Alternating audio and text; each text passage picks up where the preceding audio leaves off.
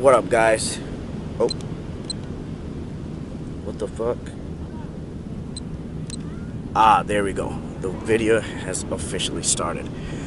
Anyways, Grandmaster Gains, also known as Mo Gori, personal trainer in San Diego, right now at Self-Made Training Facility. So this video I'm gonna talk about how you should go about picking a personal trainer. And I've had a few personal trainers, coaches throughout my time, and I'm usually pretty good at picking a trainer for myself, but I've made some mistakes here and there, and I feel like people aren't using their common sense when it comes to picking a trainer. So this is going to help you see through the bullshit, because the personal training industry, it's really easy to get into. There are not a lot of barriers to entry. By that I mean that you really don't have to work really hard on getting a certification or even getting a job. You can like go to independent gyms and even like bigger places like 24-hour fitness. I haven't seen like talk to anyone who says like it's really that difficult to get into. So what I'm trying to say is you can become a personal trainer without really knowing what you're talking about. So what that does is it opens the room for a lot of people that really don't know what they're talking about.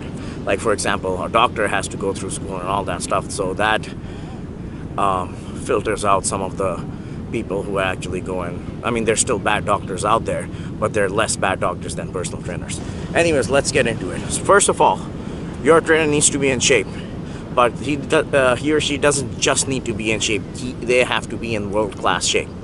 So if you're getting a personal trainer, chances are you are not going to be working as hard as your trainer.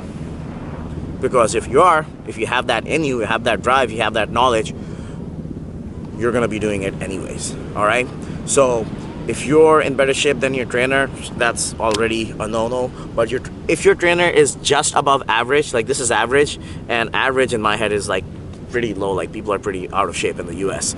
But if this is average and your trainer is right here, he can maybe just take you to average or maybe a little bit below. If your trainer is right here doing every single thing right, then he can get you right here. It's very unlikely that you're going to be putting as much effort and time and energy and just discipline and sacrifice into your training as your trainer.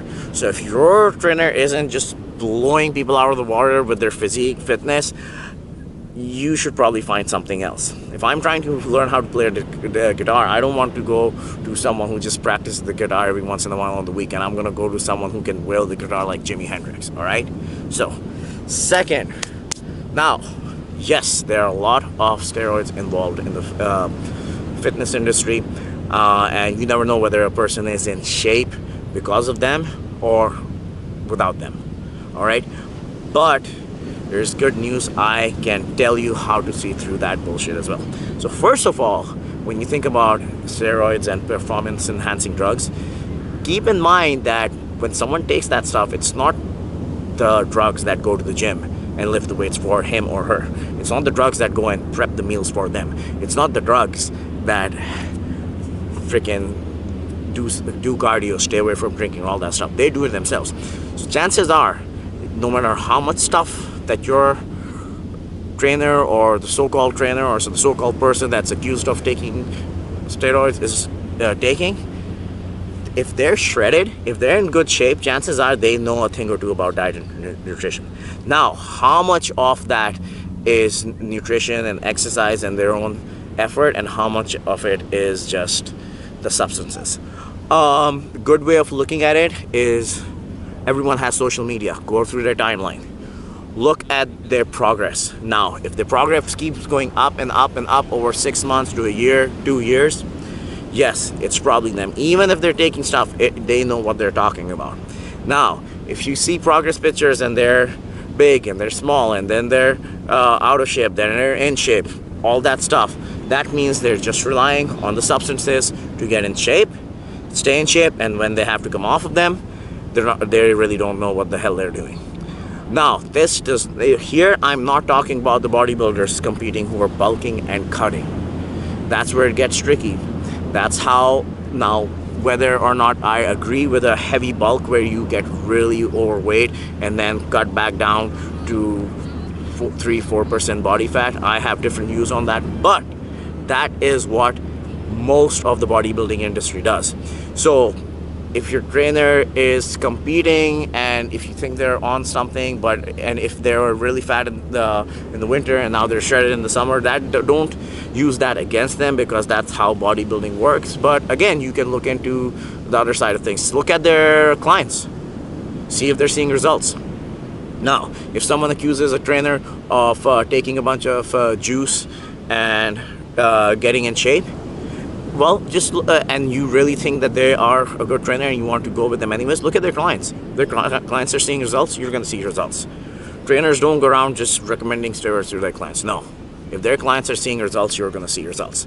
So that's another way of looking at it. And then injuries. Ask your trainer if they've had injuries. If they've had injuries, chances are they were doing and are still doing something wrong, and you might get injured as well. There is no reason. Yes, everyone goes hard. Yes, everyone gets injured. But no, if you are in the health and fitness industry and you are a professional, you should not be getting injured. Now, if your trainer says that they got injured in the past and they knew what they were doing wrong and they admit fault, they knew they were doing something stupid, then yes. All right?